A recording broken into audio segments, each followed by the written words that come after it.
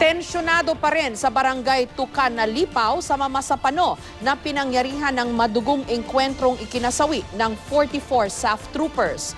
Ang mga residente takot pa rin daw bumalik sa kanilang mga tahanan, pati ang kanilang kabuhayan apektado na. May report si Rafi Tima.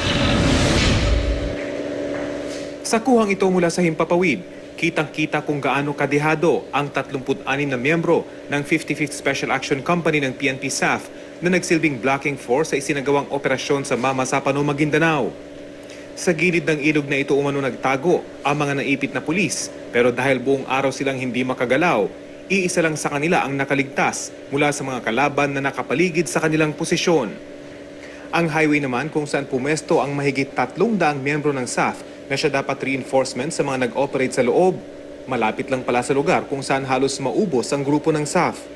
Hindi na umano kailangan pa ng isang military expert para sabihing may mali sa operasyon. I'm a lay person, no? Pero non-military ako. Pero sasabihin ko, it was a suicide mission. Bakit pumasok na ganun lang? Wala naman akong alam sa mga tactical plans or whatever. But common sense dictates, no? You do not put in a few and then let the rest mag-antay na lang. Si Congresswoman Ilagan ay bahagi ng Kalinaw Mindanao People's Fact-Finding Mission for Truth and Accountability in the Mamasapano incident.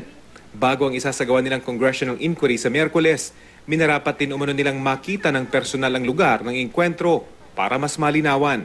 Tingin ko, ito talagang magiging disaster, no? Tragic talaga ang mangyayari ng isang puwersang papasok dito ng ito ang kanilang dadatnan. Kahit na unti-unti nang bumabalik sa normal, tensyonado pa rin umano ang lugar na ito ayon sa kapitan ng barangay Tucanalipaw. Marami pa rin daw ang takot bumalik sa kanilang mga tahanan. Pinoproblema din nila ngayon ang kanilang kabuhayan. Bukod kasi sa mga mais na hindi na naani, mahigit 10 baka at 5 kalabaw umano ang namatay sa bakbakan. Kahit pangbayad lang sa mga abono ang mga gastos nila dito sa mga mais. At saka mga baka na naipid dito sa enkwentro, gusto ng may-ari kung maghingi kung saan sila makahingi ng kaunting tulong.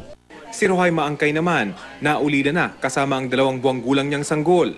Namatay sa bakbakan ng kanyang asawang MILF. Pero sa halip na magalit, dapat daw matuloy pa rin ang Bangsamoro Basic Law. Kahit namatay yung asawa mo, gusto mo matuloy pa rin yung Bangsamoro Basic Law. Bakit? Kasi kawawa naman yung mga tao. Mula dito sa Maguindanao, Rafi Tima, GMA News.